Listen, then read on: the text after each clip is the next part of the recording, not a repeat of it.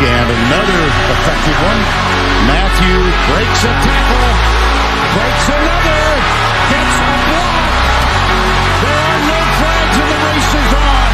And Matthew goes 90.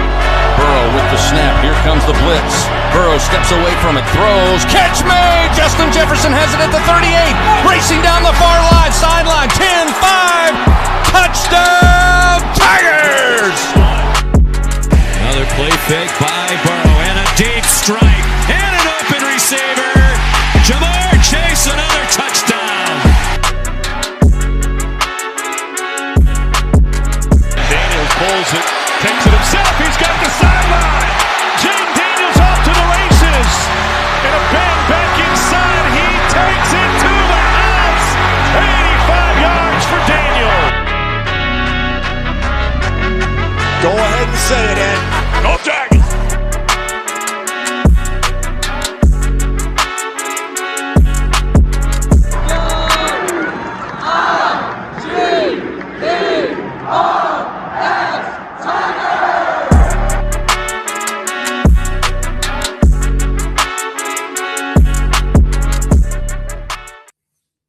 Ladies and gentlemen, welcome into another episode and edition of the Geauxld Standard Podcast. I am your host, Doe, and here at the Geauxld Standard Podcast, we love purple, but it is all gold, baby. Make sure you hit that like button. Make sure you hit that share button. Make sure you hit that subscribe button. Jump down in the comments. Let me know what you're thinking about LSU's portal haul so far. If this is your first time, ladies and gentlemen, if you're an LSU Tiger fan, this is your place for updates, news, and unsolicited commentary from your boy. So as I record this episode here, it is Sunday night, January the 11th. So if you're listening to this episode anytime after that, it may be out of date for you, but I'm going to catch you up right up to date to where I am with all the news on LSU and the transfer portal. We're going to talk about all of LSU's transfer portal signees and commitments up to this point.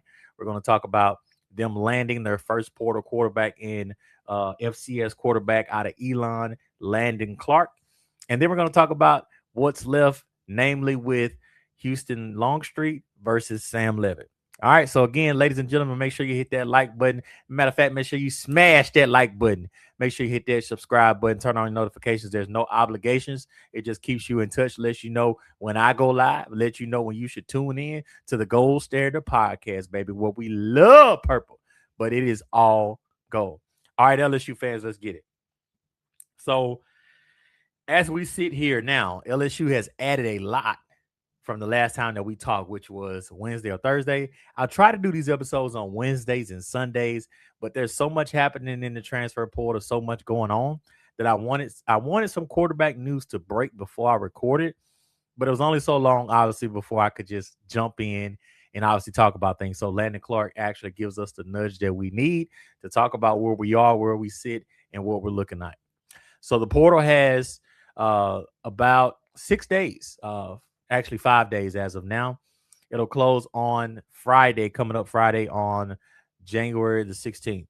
Now, that does not mean that you won't see players commit or sign with schools after the 16th. That just means if you're going to transfer from your current school, you have to have your name in the transfer portal by this upcoming Friday, January the 16th. Okay. So right now, and this is going to be as of 2/4/7, they have the commits kind of ranked by ranking, order or whatever it may be. No, they don't, as a matter of fact. So I'm just going to update you on all LSU's portal commits that they have as of right now. We saw edge rusher Jordan Ross, who's a former 5-star that was with Tennessee. He committed to LSU in the past few days. We had Jalen Brown, who's an edge, 6'5", 265, that was with South Carolina, and former South Carolina defensive coach, line coach, Sterling Lucas, who's our defensive line coach now. He's coming over with Sterling Lucas. Jordan Ross's measurements, he's 6'5", 245, and he's an edge player as well from Tennessee. Like I said, Jalen Brown, 6'5", 265 from South Carolina. William Satterwhite, who's 6'3", 305. I think he's going to be your backup center coming over from Tennessee as well. We have Hayden Craig, who's a punter coming over from Florida. Mac Mulhern, who's a long snapper, also coming over from Florida. LSU hired former Florida special teams coach, so that's why you see that there. We had Rod Gainey, who's one of the first commits, 6 foot 175 from Charlotte, running back. We had Steph Green, 6'4", 290 from Clemson, committed early last week. Malachi Thomas, tight end, 6'4", 240 from Pitt.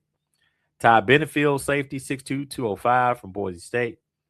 Eugene Trey Wilson, 5'10", 194 from Florida. Trey Brown III, 6'2", 180 from Old Dominion. You beat out Ohio State for him. Malik Blockton, 6'3", 291 from Auburn, defensive lineman. Racine Guillory, another running back, 5'9", 190 from Utah. J.C. Brown, explosive wide receiver, 6 foot 179 from Kansas State. Jackson Harris, 6'3", 205 from Hawaii. Josh Jackson, wide receiver from McNeese, 6'2", 205. Tyree Holloway, another receiver from West Florida, 6 foot 180. Jaquan Sprinkle, he's a offensive lineman, 6'4", 325. He came from, I think, like North Carolina's Coastal Community College. He's a JUCO. And then Malik Elzies, another wide receiver from Illinois, 6'2", 225. LSU also had South Alabama's Achilles Wood, another edge player, commit to them on Sunday. And then LSU also had wide receiver from Ole Miss, Winston Watkins Jr., also committed to the Tigers as well. So I think that puts you at 21, if I'm not mistaken, give or take one or two. 21, I think, is a number that I have. Let me know in the comments if you got a different number or if you hear something different. But yeah, LSU's portal haul. What do I think so far? I think LSU is rebuilding the wide receiver room, which we knew that they needed because all of the wide receivers basically left except for Nick Anderson and Phillip Wright. So you had to take a lot of numbers on the wide receiver room, and Lane sees a particular type of wide receiver and a particular prototype of wide receiver that he sees and that he likes for his offense. Just go look at Ole Miss's offense. You got Stribling, you got Harrison Wallace, Deuce Alexander, Winnie Watkins, Caden Lee.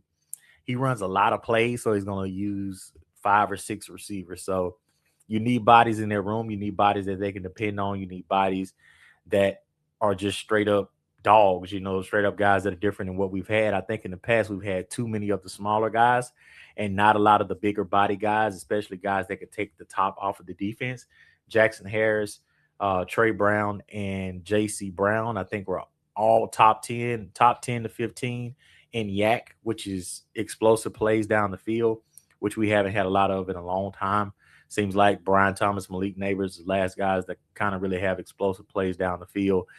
And you can't have that and be successful on offense. So I like what the receiver room looks like. There's still work to be done in the offensive line room. Look, offensive line is the most difficult position in football to judge and find good bodies on. There's just not look, you can look at the NFL and look at offensive lines, and there are not a lot of great offensive lines and straight units in the NFL.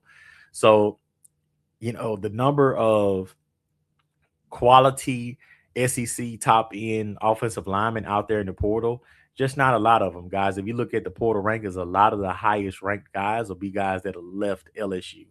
And we saw how LSU's offensive line was last year, but you had guys like Harris Kern, Tyree Adams, Cohen Eccles, guys that left our offensive line, and a few of them with the SEC schools, but they were amongst the highest rated offensive linemen, if that just gives you any indication on how offensive linemen are ranked in the portal and how hard it is to find good quality offensive linemen in the portal. I think there'll still be guys, we still got another 5 days, like I said, so there will be more guys and more bodies added to this offensive line. Ole Miss had a couple of guys off the offensive line jump into the portal today. We'll see if LSU jumps in on either of those guys. I know one of the guys was a starter and was pretty good at guard. The other guy was more of a depth piece. So we'll see what they do there. But there's still work to be done in the offensive line room. The running back room, I would like to see maybe another – if you can get another guy, I think you're okay. But maybe 1 to 2 more bodies in that room, with one of them being a bigger body guy. news out of the running back room. If you don't know, LSU and their officials and the coaches have been in talks with Caden Durham about taking his name potentially out of the portal. So we'll see what happens with that. Maybe Caden comes back, maybe he doesn't, but at least they're in talks about it. So that's more progress than we have had previously with Caden Durham. I thought going into the transfer portal was all but a foregone conclusion that you're going to be getting Keywan Lacey and Caden Durham will be possibly going to Ole Miss. Here we are, and the portal's almost about to close. Keywan Lacey still at Ole Miss, and Caden Durham has not found another location and in talks about coming back to LSU and joining their running back room for 2026 with Harlan Baylor. Quarterback, the big one.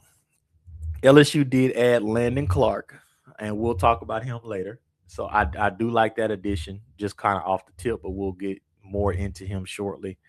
On the defensive side, I like what you've done at DB. They also had a DB that was out of Southern. I can't remember his name, but he was a corner safety hybrid, 6'4" type of guy. So that's another commit that wasn't even on the list. So that puts him at 23, I think. Forgive me, his name just leaves me. It's hard to keep up with all these players, but they did get a commit, another commit in the defensive back room. So him and Ty Benefield, I think Ty Benefield will either slide in at one of the safety spots and bump down to Marcus Cooley or possibly play that star position this year and have another true DB on the field instead of a linebacker, which we've been using with Harold Perkins. Linebackers, LSU was never really in it with any inside linebackers, and I think that goes to show you the kind of faith that they have in the linebacker room. Whether it's a good thing or bad thing, we'll see. But there's a lot of young bodies in that linebacker room. Ty Singleton, Devon Keys is still young. You got Charles Ross, you got Jaden Breaker, you got Dylan Moses, you got Zach Weeks. You got a lot of young bodies in their room. I think LSU's banking on those guys as just being a year better next year and just making more of an impact in that linebacker room. But I think LSU needs to be more athletic there. I think a healthy Weeks obviously fixes a lot. That other linebacker spot, I'm not sure so far on Devon Keys. I like him as a tackler and as an inside-the-box linebacker, but I think he struggles with some athleticism, struggles in space, and I think LSU would like to see a little more speed and athleticism out of that spot beside Weeks. A lot of time for Devon to improve, and, he has played really good in spots, but just as a prototype and as a player, I think more athleticism, more speed is something that you want out of this spot beside Weeks. The defensive line room, it's another room that you completely kind of remade over. You got Steph Green, you got Malik Blockton, you got Jordan Ross as an edge. LSU also has on campus Damon Wilson from Missouri, who had 9 sacks last year. It's a guy that they have on campus. They were heavy in it with Chaz Coleman, but Coleman committed to Tennessee. So that interior defensive line has been flipped over. Edge, they've done a lot of things and still in on somebody like Damon Wilson or Damon Wilson from Missouri, who had 9 sacks last year.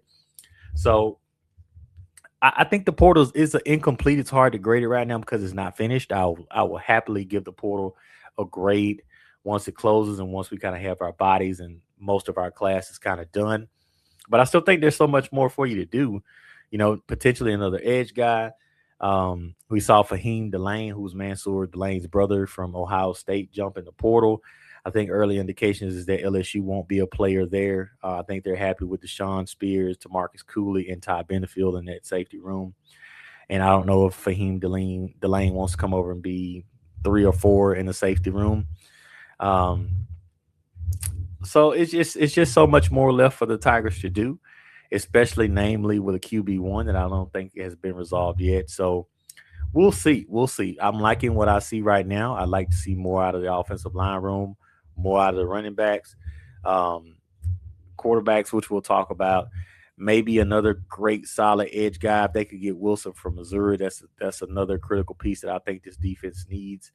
They need pass rushers in the worst rate.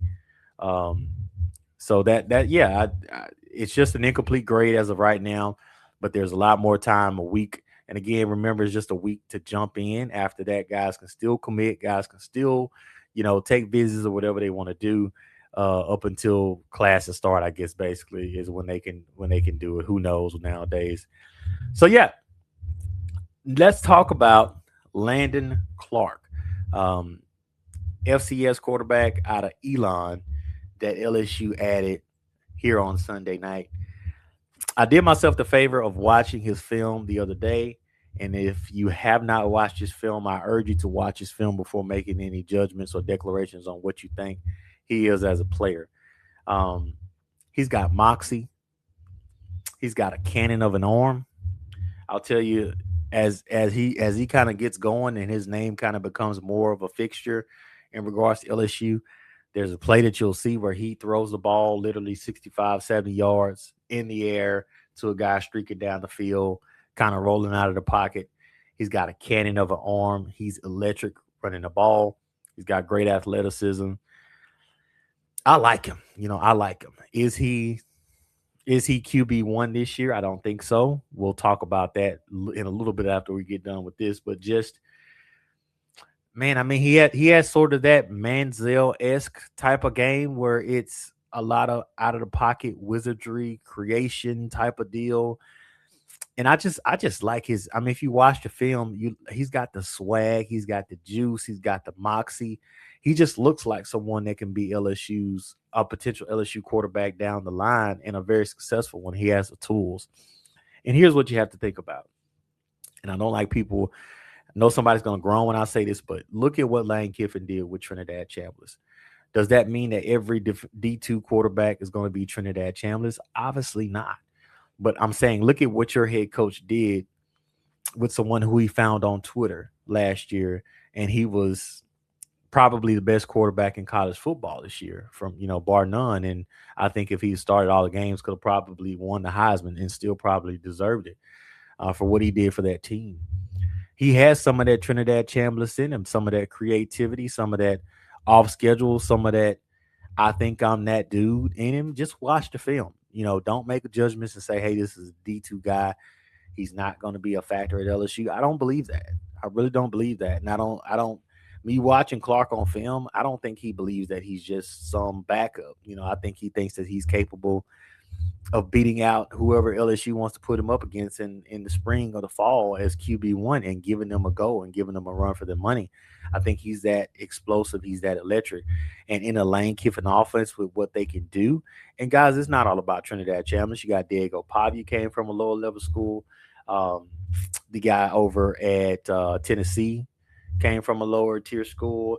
Heck, Cam Ward was the number one pick last year in the draft, and he came from Incarnate Ward. So, don't make any judgments just based on where a guy goes to school. There's a lot of kids, there's a lot of kids out there, and a lot of them go under the radar. And that's one great thing about the transfer portal, is that it gives these kids an opportunity to make a name for themselves. A guy that's been at Elon in the middle of nowhere, or like Jackson Harris, who's been over at Hawaii, just not getting the shine, coming to play at a school like LSU, where you're going to be in primetime games against primetime opponents, and you're going to have an opportunity to make a name for yourself and possibly get yourself to the next level. So I like what I saw out of him, and this was prior to LSU getting him. He was kind of a guy I wanted to see them get, not necessarily for this year. Do I think he can play in a pinch? Sure. I think Lane could get him ready, and the offense is obviously what it is to get him in a spot to play. But Landon threw for 2,321 yards and 18 touchdowns. He was a true freshman this year.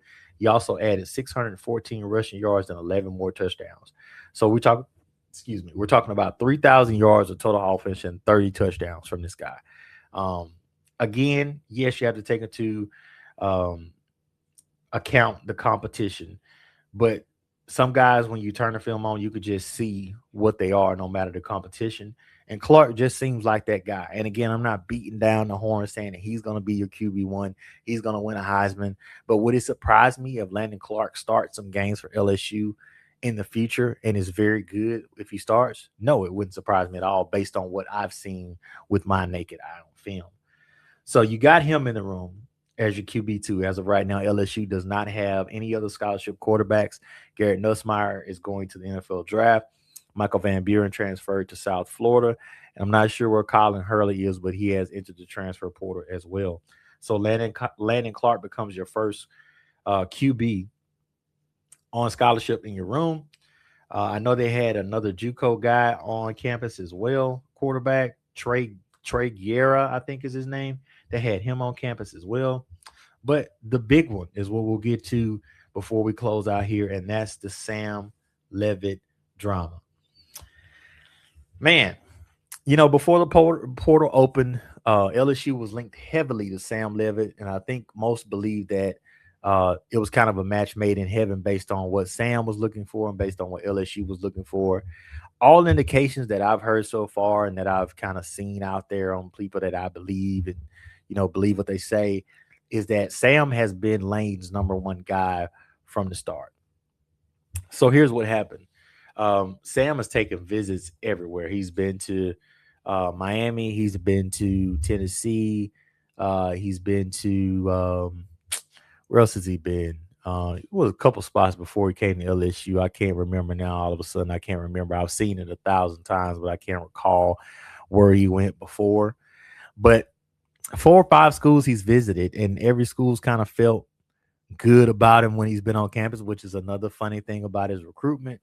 You hear things about his agent and maybe them kind of always looking to up the ante every time there's a number on the table, which is their right, more power to him. But I think before Sam Leavitt got on LSU's campus in early last week, I think that it was a foregone conclusion that LSU was going to close him and they weren't going to let him leave campus without signing. But you had the Damon Williams thing, and Damon gets in the portal, and he's a perfect fit for what Lane wants. And I think, they probably worked it for a while. And I think Damon got spooked. And there's some other figures that came out there that said that LSU would have had to pay, or a team would have had to pay the $4 million in damages to Washington on top of paying Damon a new contract for like 5 and then something else. So $8 million plus for a quarterback just wasn't going to work.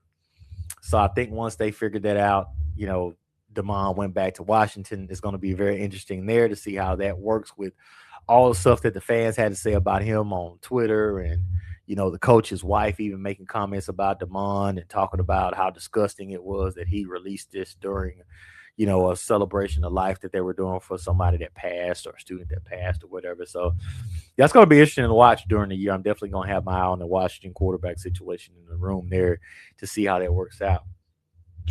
But I think all indications were initially that, hey, Sam is Lane's guy, and then Damon gets in there, throw a monkey wrench in there, and I think they say, hold on, Sam. And all indications by everybody that's reporting it and has inside knowledge is that the visit did not end well by the time Sam Leavitt left. So Sam leaves, and he takes the visit over to Tennessee, and then he takes the visit to Miami. Well, on Friday night, is it Friday night or was it last night? I think it was Friday night. Lane posted a picture at a Tennessee airport, and all reports indicate that Lane did hop on a plane. This shows you how bad he does want him. He hops on a plane from Baton Rouge and met Sam Leavitt and his representatives in Tennessee, tried to hash out and tried to fix the situation to get Sam back on board or potentially back on board and get LSU's name back in the hat.